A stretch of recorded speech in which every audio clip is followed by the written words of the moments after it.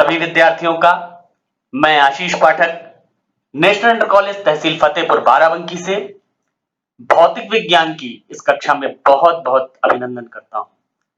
कक्षा 11 के विद्यार्थियों के लिए तकनीक के माध्यम से भौतिक विज्ञान की कक्षा से जुड़ने का ये प्रथम अवसर है, इसलिए आपको बधाई भी देता हूं। विद्यार्थियों, आज हम लोग कक्षा 11 भौतिक विज्ञान के पाठ्यक्रम को शुरू करने जा रहे हैं, प्रारंभ करने जा रहे हैं और निश्चित रूप से विज्ञान हम लोगों का प्रिय विषय रहा है। आज उस विषय को हम लोग फिर से एक शुरुआत देंगे। शुरुआत इन मायनों में कि प्रथम अध्याय भौतिक जगत जिससे हम जुड़ने जा रहे हैं, इस अध्याय में हम न केवल ये जानेंगे कि विज्ञान क्या है, बल्कि भौतिकी क्या है और इस भौतिकी में हमको क्या-क्या पढ़ना है। इतना रुचिकर विषय है और इस रुचिकर विषय को हम लोग किस तरीके से और भी अच्छे ढंग से, सुरुचिपूर्ण ढंग से अध्ययन और अध्यापन में ला सकते हैं, इन सभी विषयों पर विधिवत चर्चा इस पाठ में हम करेंगे।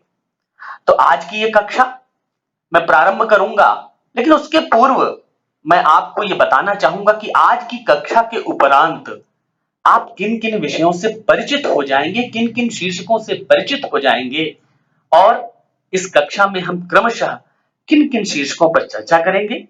आइए सबसे पहले आपके साथ उस पर एक दृष्टि डालते हैं। तो विद्यार्थियों, आज की कक्षा हेतु जो आपके लिए शीर्षक हैं इस भौतिक जगत अध्याय के, उसमें पहला शीर्षक हमारे लिए यही है कि विज्ञान क्या है।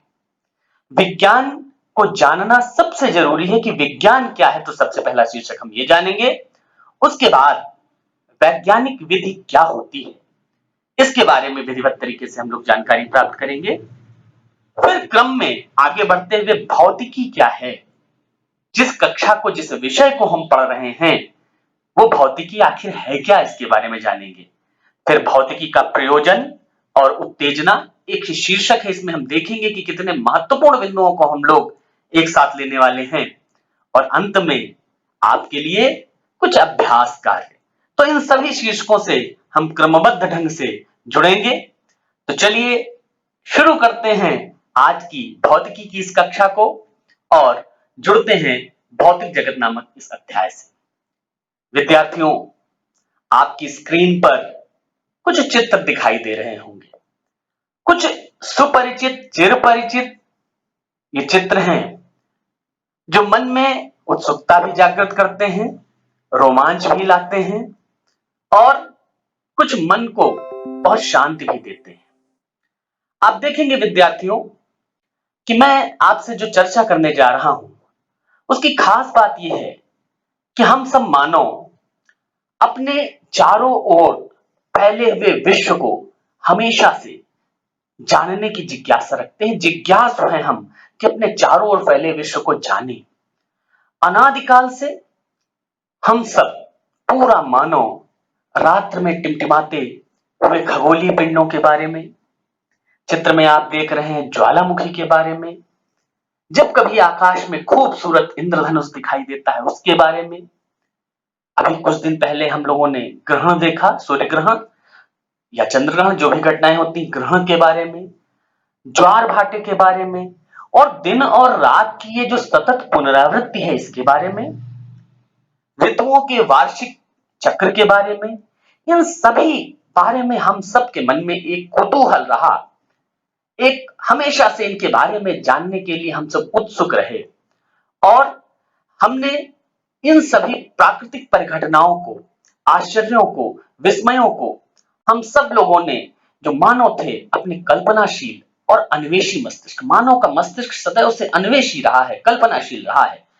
हमने इनको जानने की कोशिश की और अपनी प्रतिक्रियाएं भी इनके प्रति व्यक्त की। हमेशा हमने इनके प्रति अपनी प्रतिक्रियाएं व्यक्त की और आदिकाल में मानव की एक प्रतिक्रिया यह भी थी कि उसने भौतिक पर्यावरण का सावधानी पूर्वक अध्ययन किया, उसमें प्रेक्षण किया, उसने उन सब घटनाओं का प्रेक्षण किया और साथ ही साथ प्राकृतिक जो परिघटनाएं थी उनमें अर्थपूर्ण पैटर्न खोजे और संबंध भी निर्धारित किए, संबंध भी खोजे, साथ ही साथ प्रकृति के साथ जो प्रतिक्रिया कर सके, ऐसे नए औजारों को बनाया और उनको उपयोग में लाया।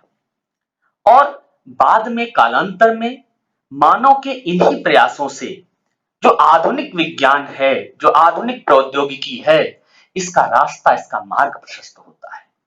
तो इस प्रकार से हम ये कह सकते हैं कि मानव सदा से प्रकृति के जो परिघटनाएं हैं, जिनका नाम मैंने कुछ का जिक्र किया, जिनका कुछ का चित्र आप देख पा रहे हैं, इन सब के प्रति कुतूहल से भरा हुआ रहा और इनके प्रति जिज्ञासु रहा है। इनको लेकर उसने संबंध और पैटर्न भी खोजे और अपनी प्रतिक्रियाएं भी दी। तो आइए सबसे पहले हम लोग जानते हैं कि विज्ञान क्या है। तो विद्यार्थियों, आपके स्क्रीन पर कुछ दिखाई दे रहा है फ्लो चार्ट के रूप में। मैं आपसे बताना चाहूंगा कि विज्ञान क्या है। इसको अगर हम सोचें तो सबसे पहले मैं आपसे कहना चाहूंगा, एक शब्द आपको स्क्रीन पर दिखाई देता है, सिंटिया। विद्यार्थियों, ये लैटिन भाषा का शब्द है सिंटिया, और इसी शब्द से साइंस की उत्पत्ति हुई है। तो सिंटिया का शाब्दिक अर्थ होता है, वो होता है जानना, टू नो। सिंटिया का शाब्दिक अर्थ जानना है, और संस्कृत भाषा के शब्द विज्ञान और अरबी भाषा के शब्द इल्म, इनका भी अर्थ जानना ही होता है, जिसका तात्पर्य है ज्ञान।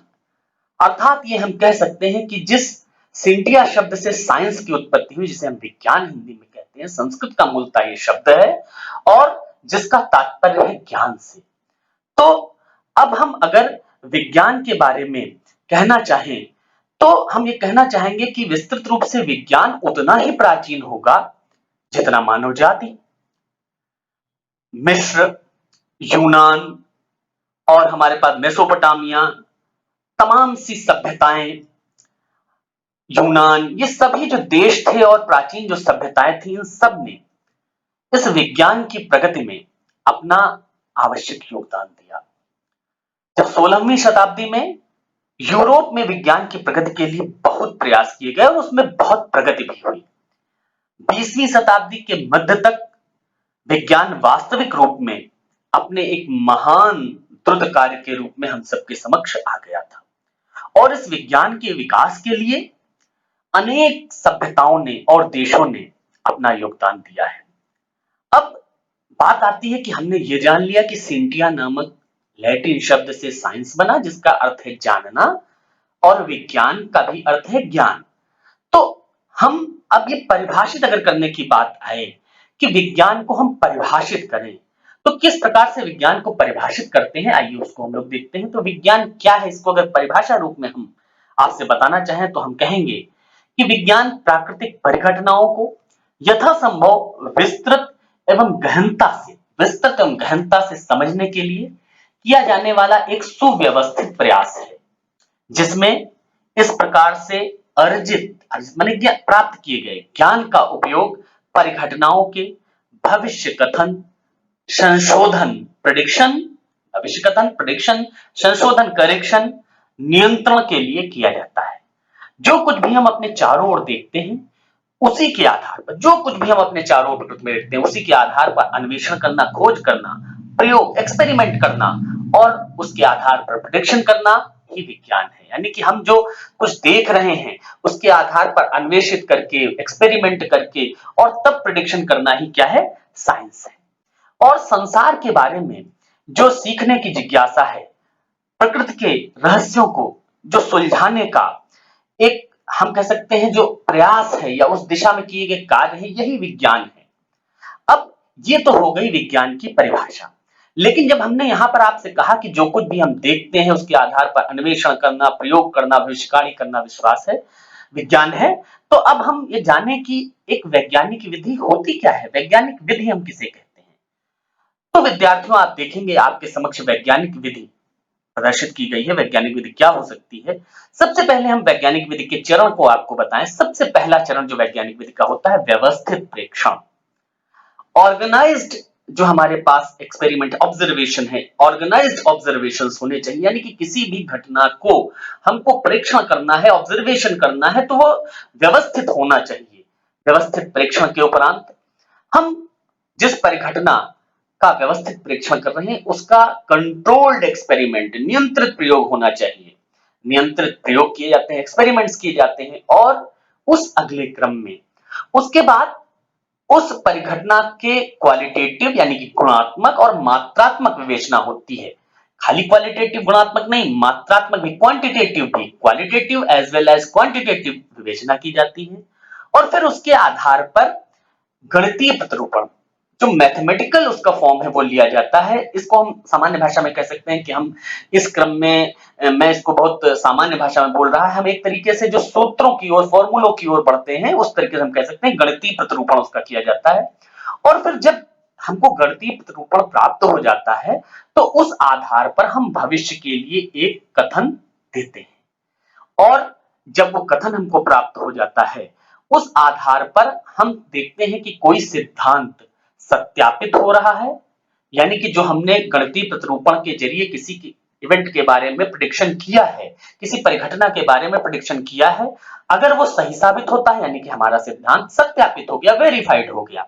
और अगर वो वहां पर वेरीफाइड नहीं होता है, उसका सत्यापन नहीं हो पाता है उस परिघटना का, इसका मतलब कहीं बीच में गलती हुई है, कोई त्रुटि हुई है और हम फिर से नंबर एक जिसको आप देख पा रहे हैं व्यवस्थित प्रेक्षण, वहीं से फिर शुरुआत करते हैं।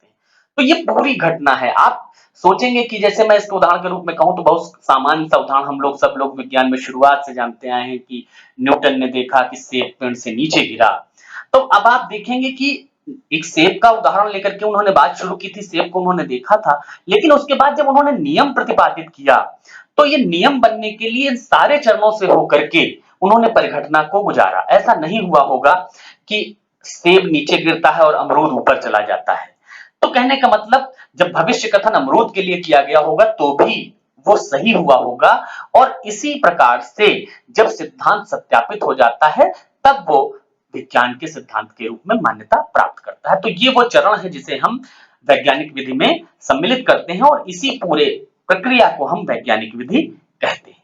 तो आइए विद्यार्थियों, एक चीज और आपसे बताना चाहूंगा कि जो सिद्धांत और प्रेक्षण है, सिद्धांत और प्रेक्षण का जो पारस्परिक प्रभाव है वही विज्ञान की प्रगति का मूल आधार है। अब आप एक चीज देखें कि विज्ञान स्थिर नहीं है, विज्ञान सदैव गतिशील है और इसीलिए ये हम कह सकते हैं कि विज्ञान में कोई सिद्धांत अंतिम नहीं है। विज्ञान में न तो कोई सिद्धांत अंतिम है और न ही वैज्ञानिकों में कोई निर्विवाद विशेषज्ञ कहा जा सकता है कि निर्विवाद विशेषज्ञ या निर्विवाद सत्ता या अथॉरिटी है। क्योंकि ऐसा क्यों होता है कि जैसे जैसे हम समय के साथ प्रेक्षणों का विस्तृत विवरण प्राप्त करते जाते हैं और परिशुद्धता में जैसे जैसे करेक्शन, संशोधन होते जाते हैं अथवा प्रयोगों से नए नए परिणाम हमको प्राप्त होते जाते हैं, वैसे यदि अगर आवश्यकता होती है तो उन संशोधनों को सन्निविष्ट करके, उन संशोधनों को इंक्लूड करके हम सिद्धांतों में उनका स्पष्टीकरण करते हैं। कभी कभी ऐसा भी होता है कि ये संशोधन प्रबल नहीं होते हैं और सुप्रचलित जो हमारे सिद्धांत हैं, सुप्रचलित सिद्धांतों के ढांचे में भी वो आ जाते हैं। जैसे कि मैं आपको बताऊं, एक उदाहरण के तौर पर हम लोग जानते हैं, हम आगे पढ़ेंगे भी आपके इस भौतिकी में आगे के एक अध्याय में कि वैज्ञानिक केपलर ने जब ग्रह गति विषयक नियमों की व्याख्या करने के लिए कार्य शुरू किया, जब उन्होंने ग्रह गति विषयक संग्रहित आंकड़ों को जिनको संग्रहित किया था टाइको ब्राह ने, उनके जो आंकड़े थे संग्रहित, उनका जब परीक्षण शुरू किया, जब उनकी एनालिसिस शुरू की, उनकी व्याख्या शुरू की, तो उन्होंने उसमें देखा, आंकड़ों के परीक्षण के दौरान उन्होंने देखा कि निकोलस कोपरनिकस 1473 से 1543 ईस्वी के बीच में उन्होंने कार्य किया था और उन्होंने एक सूर्य केंद्रीय सिद्धांत, एक कल्पित उनका सिद्धांत था सूर्य केंद्रीय सिद्धांत, जो ये बताता था कि जो हमारा सौर परिवार है उसके केंद्र में सूर्य होता है और उसके चारों ओर वृत्ताकार कक्षाओं में परिक्रमा होती है। तो जो उन्होंने वृत्ताकार कक्षाएं कही थी, जब काम शुरू किया केपलर ने, तो जो टाइको ब्राह के आंकड़ों के परीक्षण के समय उन्होंने देखा कि निकोलस कोपरनिकस का जो वृत्ताकार कक्षाएं हैं उनको दीर्घ वृत्ताकार कक्षाओं से उन्होंने प्रतिस्थापित किया। ऐसा क्यों करना पड़ा उनको? ऐसा इसलिए करना पड़ा ताकि जो संग्रहित आंकड़े हैं उनमें और दीर्घ वृत्ताकार कक्षाओं में एक अनुरूपता हो सके। लेकिन कभी-कभी ऐसा भी होता है कि जो सुप्रचलित सिद्धांत हैं वो नए परीक्षणों की स्पष्टीकरण या व्याख्या करने में असमर्थ हो जाते हैं और ये प्रेक्षण ही तब उस दशा में ये प्रेक्षण ही विज्ञान में महान क्रांति का कारण बनते हैं। जैसे आपको इसका उदाहरण बताऊं कि जैसे कि आपके पास देखेंगे कि 20वीं शताब्दी के प्रारंभ में उस समय जो सबसे सर्वाधिक महत्वपूर्ण और सर्वाधिक कह सकते हैं कि सफल न्यूटन का यांत्रिकी सिद्धांत था, वो परमाणुीय जो घटनाएं थी, परमाणुीय परिघटनाएं थी, उनके कुछ विशिष्ट अभिलक्षणों की व्याख्या करने में असमर्थ रहा। अब जब न्यूटन का यांत्रिकी सिद्धांत परिघटनाओं में जो हमारी परमाणुीय परिघटनाएं थी उनके कुछ विशिष्ट लक्षणों की व्याख्या करने में अक्षम रहा, असमर्थ रहा, तो उस समय एक और सिद्धांत था उसी समय, जैसे कि प्रकाश का तरंग सिद्धांत, तो वो नहीं बता सका, वो व्याख्या नहीं कर सका किसकी, प्रकाश वैद्युत प्रभाव की। तब क्या हुआ, तब ऐसा लगा कि जो परमाणुीय परिघटनाएं हैं इन पर विचार करने के लिए एक मूलतः नए सिद्धांत का मार्ग प्रशस्त हुआ, रास्ता खुला, जिसको हम क्वांटम यांत्रिकी जानते हैं। तो इस प्रकार से हम ये कह सकते हैं कि जब कभी ऐसा होता है कि हमारे पास जो प्रेक्षण जो है, जो प्रचलित सिद्धांत नए प्रेक्षणों की व्याख्या करने में असमर्थ हो जाते हैं, तो हमारे नए सिद्धांतों का रास्ता प्रशस्त होता है। तो हमारे पास जैसे क्वांटम यांत्रिकी का रास्ता प्रशस्त हुआ तब जब न्यूटन का यांत्रिकी सिद्धांत परमाणुीय परिघटनाओं की व्याख्या करने में असफल रहा, असमर्थ रहा, अक्षम रहा।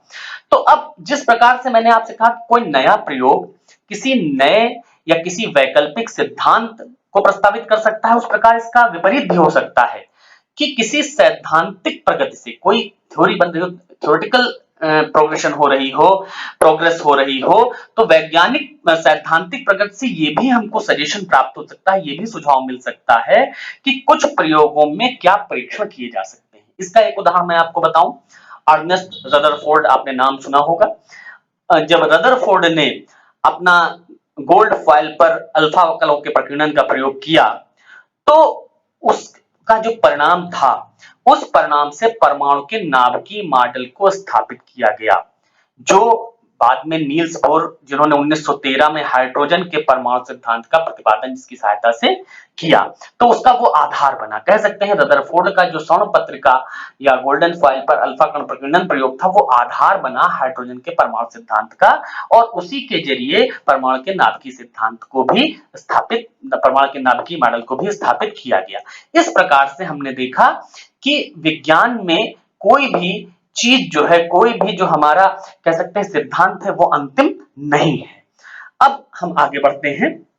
अब हम जानना चाहते हैं कि विज्ञान तो हमने जान लिया, अब हम जानना चाहते हैं भौतिकी क्या है। तो भौतिकी विद्यार्थियों प्राकृतिक विज्ञान में जैसे जीव विज्ञान आता है, जैसे रसायन विज्ञान आता है, जिनके बारे में आप पढ़ेंगे, कुछ लोगों ने जीव विज्ञान ले रखा होगा, वैसे ही उसकी एक शाखा है भौतिकी। भौतिकी जो शब्द है, ये मूलतः एक ग्रीक शब्द है फ्यूसिस, जिसका अर्थ होता है प्रकृति। फ्यूसिस से ही बना हुआ है भौतिकी। ये जो प्रकृति शब्द है, ये संस्कृत का शब्द है हमारे पास, जो इसका जो हम कह सकते हैं फ्यूसिस का अर्थ नेचर या प्रकृति है, और जो भौतिकी है संस्कृत का शब्द है। मैं विद्यार्थियों से बताना चाहूंगा कि भौतिकी संस्कृत का शब्द है जिसका उपयोग भौतिक जगत के अध्ययन से संबंधित है। तो हम अगर मोटे तौर पर कहना चाहें तो भौतिकी का वर्णन प्रकृति के मूलभूत नियमों के अध्ययन तथा विभिन्न प्राकृतिक परिघटनाओं में इसकी अभिव्यक्ति के रूप में करते हैं।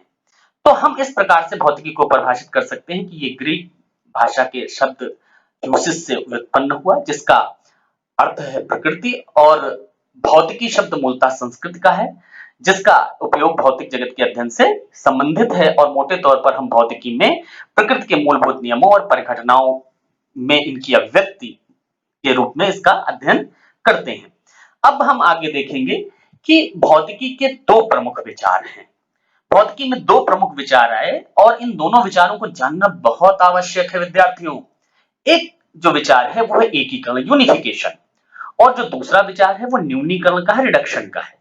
जो एकीकरण का विचार है वो क्या कहता है, इसका उद्देश्य है कि विभिन्न प्रभाव क्षेत्रों तथा परिस्थितियों में भौतिक जगत को कुछ सार्वत्रिक नियमों की अभिव्यक्ति के रूप में देखने का प्रयास किया जाए। जैसे मैं आपको बताऊं, जैसे कि जब न्यूटन का समान गुरुत्वाकर्षण का नियम आया, जिसमें उन्होंने बताया कि ब्रह्मांड के दो वस्तुएं, दो कण एक दूसरे पर आकर्षण बल लगाते हैं, तो उसी सिद्धांत से हमने बताया कि वही सिद्धांत लागू होता है पृथ्वी और चंद्रमा के बीच में, जो चंद्रमा पृथ्वी की परिक्रमा कर रहा है।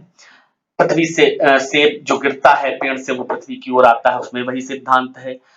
सूर्य के चारों ओर अन्य ग्रह जैसे कि पृथ्वी और अन्य ग्रह परिक्रमा करते हैं, उसमें भी वही सिद्धांत लागू करता है। कहने का मतलब अनेक परिघटनाओं को एक नियम के जरिए नियंत्रित करके उसकी व्याख्या की जा सके, सार्वत्रिक रूप से उस नियम को कई परिघटनाओं में लागू किया जा सके, दैट इज यूनिफिकेशन। ये क्या है? ये एकीकरण है। इसे हम एकीकरण का विचार भौतिकी में कहते हैं। अब न्यूनीकरण क्या है? न्यूनीकरण देखिए, यहाँ एकीकरण में मैं एक चीज और बता दूं, अभी आगे हम इसी अध्याय में पढ़ेंगे कि जैसे कि आप जानते हैं कि जो हमारे पास मूल बल है, प्रकृति के मूल बलों को एकीकृत करने का प्रयास भी इसी एकीकरण विचार के अंतर्गत आता है।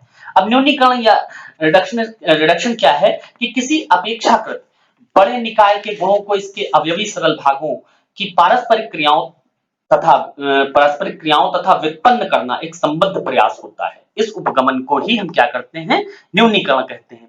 जैसे कि मैं आपको बताना चाहूं कि जैसे हमारे पास क्या होता है कि 19वीं शताब्दी में जो विकसित हुई ऊष्मागतिकी में वृहदाकार निकायों के साथ हम ताप, एंट्रोपी, आंतरिक ऊर्जा, तमाम सी स्थूल राशियों के पदों में ये व्यवहार करता है ऊष्मागतिकी। अब अणुगत सिद्धांत और सांख्यिकी यांत्रिकी के विषयों के अंतर्गत इन्हीं राशियों की व्याख्या वृहदाकार निकायों के आणविक अवयवों के गुणों के पद में की गई।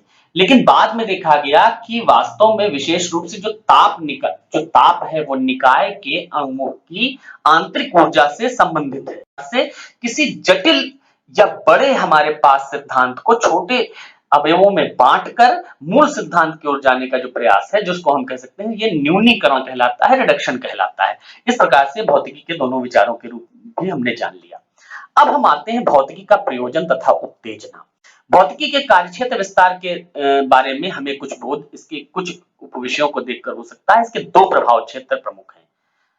प्रमुख रूप से मैंने दो प्रभाव क्षेत्र कहे, एक है स्थूल मैक्रोस्कोपिक और दूसरा है सूक्ष्म माइक्रोस्कोपिक। ये जो स्थूल है जिसमें प्रयोगशाला, पार्थिव और खगोलीय स्तर की परिघटनाएं आती हैं, और जो सूक्ष्म है जिसमें परमाणुकीय, आणविक और नाभिकीय परिघटनाएं आती हैं, ये दो अलग-अलग बंटवारे हैं। लेकिन विद्यार्थियों, इसके बीच में एक नए हमारे पास प्रभाव क्षेत्र का भी जन्म हुआ है, एक नया प्रभाव क्षेत्र का भी उद्भव हुआ है। अब जिसे हम मध्याकार भौतिकी कहते हैं, मीसोस्कोपिक कहते हैं, इसके अंतर्गत हम कुछ दसों अथवा कुछ सैकड़ों परमाणुओं के व्यवहार का अध्ययन करते हैं। अभी हम और जानेंगे स्थूल और सूक्ष्म प्रभाव क्षेत्रों के बारे में कि क्या होता है। तो जो स्थूल परिघटना जो भी है, जैसा मैंने अभी आपको बताया, स्थूल परिघटनाओं में जो विचार किया जाता है वो भौतिकी में चिरसम्मत भौतिकी, क्लासिकल फिजिक्स, आप नाम जान लें, चिरसम्मत भौतिकी के अंतर्गत स्थूल परिघटनाओं पर विचार किया जाता है। और सामान्य तौर पर जो स्थूल परिघटनाएं हैं, इनमें कौन-कौन से उपविषय आ सकते हैं? मैकेनिक्स, यांत्रिकी, वैद्युत गतिकी, प्रकाशिकी, ऊष्मागतिकी। अब यांत्रिकी में क्या होता है? यांत्रिकी के अंतर्गत इसमें संबंध जो होते हैं वो कणों, दृढ़ एवं विरूपाक्षीण पिंडों, कणों के व्यापक निकायों की गति या बैलेंस, संतुलन जिसे हम कह सकते हैं, जेट के रूप में निष्कासित गैसों द्वारा रॉकेट नोदन, जल तरंगों का संचरण, वायु में ध्वनि तरंगों का संचरण, किसी बोझ के अधीन झुकी हुई क्षण की साम्यावस्था, यांत्रिकी से संबंधित जो समस्याएं हैं वो सब इस मैकेनिक्स या यांत्रिकी में कवर करते हैं। वैद्युत गतिकी क्या है? वैद्युत गतिकी आवेशित तथा चुंबकीय वस्तुओं से संबद्ध वैद्युत तथा चुंबकीय परिघटनाएं हैं। इनके मूल नियमों को कूलॉम, आरस्टेड, एम्पियर, मैक्सवेल ने अपने समीकरणों के समुच्चय द्वारा व्यक्त किया है। किसी धारावाही चालक की चुंबकीय क्षेत्र में गति, इसके अतिरिक्त किसी विद्युत परिपथ की प्रत्यावर्ती वोल्टता से अनुक्रिया, किसी एंटीना की कार्यप्रणाली, आयन मंडल में रेडियो तरंगों का संचरण और वैद्युत गतिकी जैसी समस्याएं वैद्युत गतिकी में आती हैं। प्रकाशिकी में क्या आता है? प्रकाशिकी के अंतर्गत प्रकाश पर आधारित परिघटनाएं पर विचार किया जाता है। टेलीस्कोप यानी कि दूरदर्शी, सूक्ष्मदर्शी, माइक्रोस्कोप की कार्यविधि, पतली झिल्ली के रंग, ये सभी प्रकाशिकी के उपविषय हैं। और जो एक विषय है ऊष्मागतिकी, जिसको मैंने कहा उपविषय है, ऊष्मागतिकी के अंतर्गत वस्तुओं की समग्र गति पर विचार नहीं किया जाता है, अपितु यह स्थूल संतुलन के निकायों पर विचार करती है तथा इसका संबंध क्या से होता है? बाह्य कार्य, ऊष्मा स्थानांतरण द्वारा निकाय की आंतरिक ऊर्जा, ताप, एंट्रोपी आदि में अंतर से होता है। ऊष्मा इंजन, प्रशीतक की दक्षता, इफिशियंसी, ये सब चीजें हम ऊष्मागतिकी में पढ़ते हैं। अब हमने आपको बताया कि जो सूक्ष्म परिघटनाओं की व्याख्या है, ये तो हो गई। स्थूल परिघटनाओं पर विचार हमने क्लासिकल फिजिक्स में किया, चिरसम्मत भौतिकी में किया।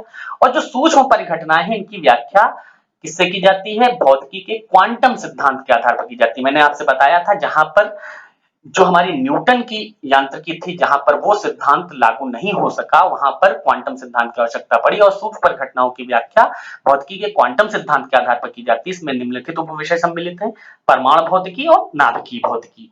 हम इसमें करते हैं। और अभी जैसे मैंने आपको बताया, एक बीच में एक हमारे पास जो आई है, जिसको हमने कहा था आपके पास, जिसे मध्याकार भौतिकी कहा था, उसमें क्या होता है, उसमें हम कुछ दसों या कुछ सैकड़ों परमाणुओं के व्यवहार का अध्ययन करते हैं। तो इस प्रकार से हमने देखा कि कितना हमारे पास हम भौतिकी के जो दो प्रभाव क्षेत्र हैं और जो एक नवीन प्रभाव क्षेत्र का उद्भव हुआ, उसमें क्या क्या अध्ययन करते हैं। अब देखेंगे कि इस प्रकार से अगर भौतिकी का कार्यक्षेत्र बहुत विस्तृत है, आप देखेंगे कि लंबाई, समय और द्रव्यमान आदि भौतिक राशियों के परमाणुओं का जो बहुत बड़ा विशाल रेंज है, उसका प्रतिपादन करती है। जैसे कि मैं आपको बताऊं कि अगर आप देखेंगे लंबाई के लिए, तो लंबाई में जो भौतिकी है वो नाभिक के भीतर लगती है। जो हमारे पास आपके लिए नाभिक के भीतर कितनी छोटी दूरी होती है, लगभग 10 के घात 14 मीटर से लेकर, और हम ये कह सकते हैं जो गैलेक्सीज, मंदाकिनियां हैं, के विस्तार या संपूर्ण विश्व का जो पैमाना है, जो लगभग 10 की घात 26 मीटर की कोट तक होता है, वहां तक भौतिकी काम करती है। अर्थात अगर इनके बीच की हम रेंज देखें तो लगभग 10 की घात 40 का इनके गुणांकों का अंतर इनके बीच में है। तो इतनी बड़ी रेंज में भौतिकी काम करती है लंबाई के लिए। अगर इसको हम अगर भाग कर दें हम अगर इसको हम भाग कर दें प्रकाश की चाल से विभाजित करें, तो आप पाएंगे जो समय का परिसर हमको प्राप्त होता है वो 10 की घात -22 सेकंड से लेकर 10 की घात 18 सेकंड तक है, जिसमें भी अगर देखें तो लगभग 10 की घात 40 का अंतर है। इतना बड़ा रेंज समय का भी हो जाता है। और अगर द्रव्यमान की वहीं पर बात करें, तो इलेक्ट्रॉन के द्रव्यमान को अगर हम लें, वहां भी भौतिकी है, जो 10 की घात -3 किलोग्राम है। और जो संपूर्ण विश्व का प्रेक्षित द्रव्यमान है, जो 10 की घात 55 किलोग्राम है, वहां भी भौतिकी लगती है। इस प्रकार से हमने देखा कि बहुत बड़ा परिसर है, बहुत विस्तृत कार्य क्षेत्र है भौतिकी का। और अब हम अगर भौतिकी की उत्तेजना की बात करें, रोमांच की बात करें, तो कई प्रकार से उत्तेजक है। कुछ व्यक्ति इसके मूल सिद्धांतों के लालित्य तथा व्यापकता से इस बात को लेकर एक्साइटेड होते हैं, रोमांचित होते हैं कि भौतिकी का कुछ मूल संकल्पनाएं जो हैं और नियम हैं, वो भौतिक राशियों के विशाल परिसर को प्रतिपादित करने वाली परिघटनाओं की व्याख्या कर सकती हैं, उनके द्वारा की जा सकती है। कुछ अन्य के लिए क्या होता है, प्रकृति के रहस्यों से पर्दा हटाने के लिए कल्पनाशील नवीन प्रयोगों को चुनौती, नियमों के सत्यापन अथवा निराकरण में रोमांच उनको दिखाई देता है। जो हमारी अप्लाइड फिजिक्स है, अनुप्रयुक्त भौतिकी, समान रूप से महत्वपूर्ण है। भौतिक नियमों के अनुप्रयोग द्वारा उपयोगी युक्तियों का निर्माण करना अत्यंत रोचक तथा उत्तेजनापूर्ण मार्ग है, जिसके लिए अत्यधिक प्रवीणता एवं प्रयासों की आवश्यकता होती है। अब हम जानेंगे कि पिछले कुछ शताब्दियों में भौतिकी में हुई असाधारण प्रगति का रहस्य क्या है। तो सबसे पहले यह अनुभव किया गया विद्यार्थियों की वैज्ञानिक प्रगति के लिए केवल गुणात्मक, क्वालिटेटिव थॉट होना, सोच और थिंकिंग होना महत्वपूर्ण है, लेकिन केवल यही महत्वपूर्ण नहीं है, पर्याप्त नहीं है। जिसमें प्राकृतिक नियमों को सुस्पष्ट गणितीय समीकरणों द्वारा व्यक्त किया जा सकता है, में वैज्ञानिक विकास के लिए मात्रात्मक मापन प्रमुख होना चाहिए। यानी कि हमारे पास क्वांटिटेटिव मेजरमेंट प्रमुख होना चाहिए। इस बात को अनुभव किया गया। दूसरी महत्वपूर्ण जो इंसाइट थी, अंतर्दृष्टि थी, कि भौतिकी के मूल नियम यूनिवर्सल है, सार्वत्रिक है। समान नियमों को व्यापक रूप से विभिन्न प्रसंगों में लागू किया जा सकता है। अंत में जो अप्रोक्सीमेशन, सन्निकटन की योजना थी, वो सफल हुई। दैनिक जीवन की अधिकांश प्रेक्षित परिघटनाएं मूल नियमों की जटिल अभिव्यक्ति होती हैं। वैज्ञानिकों ने किसी परिघटना के सारभूत विशेषताओं का सार निकालने के महत्व की पहचान उस परिघटनाओं की अपेक्षाकृत कम महत्वपूर्ण पहलुओं से की। किसी परिघटना की सभी जटिलताओं को एक साथ एक ही बार में स्पष्ट कर पाना व्यवहारिक नहीं है, इसलिए उनको तोड़ करके उनकी किया जाता है। अब आपके लिए आज का अभ्यास कार्य देखेंगे। प्रश्न है, भौतिकी के कार्य क्षेत्र मूलतः कौन कौन से भाग हैं, और दो प्रश्न और हैं, इनको आप हल करेंगे। निश्चित रूप से आज के लिए यहीं पर हम अपने विषय को विराम देंगे। अगली कक्षा में फिर जुड़ेंगे, जहां हम इसके आगे कुछ महत्वपूर्ण शीर्षकों को और कवर करेंगे भौतिक जगत के। तो तब तक के लिए आप सब स्वस्थ रहिए, सानंद रहिए। आज के लिए बस इतना ही। बहुत बहुत धन्यवाद। मिलते हैं अगली कक्षा में पुनः आपसे। तब तक के लिए आप सबको शुभकामनाएं।